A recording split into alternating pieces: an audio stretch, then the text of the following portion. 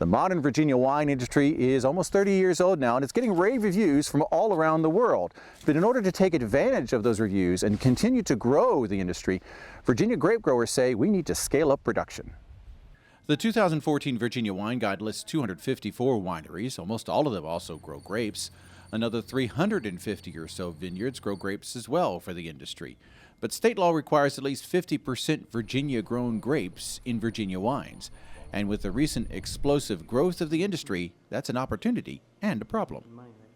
Right now is a great time to start a vineyard.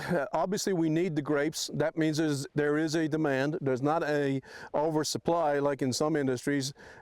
So therefore, you've already got a market preset ready to go for you. Len Thompson knows his grapes. He was named Virginia's 2013 Grape Grower of the Year. The Navy veteran was looking for a second career a few years ago and found it on property he and his wife own in Amherst County.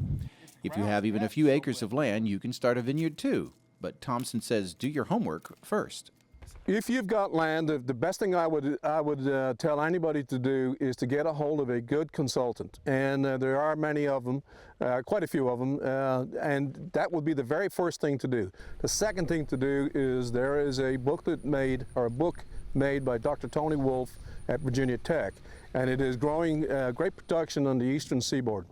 That particular book will tell you not only a good business plan for what a vineyard entails or a winery entails, not so much a winery, more vineyard, but also will tell you what you need to do, how to do it, what kind of things problems you're going to have. Having said all that, Thompson is bullish on grape production. Sales of Virginia wine are growing by 5% each year.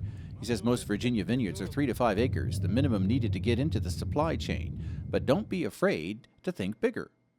You're not going to sell 200 pounds of grapes to a winery. They want tons. So that's going to dictate the amount of vineyard you're going to need. The state of Virginia continues to promote the wine industry, and there are plenty of resources for beginning grape growers. Thompson says some farm lenders are now loaning money for vineyards, and tax credits may be available.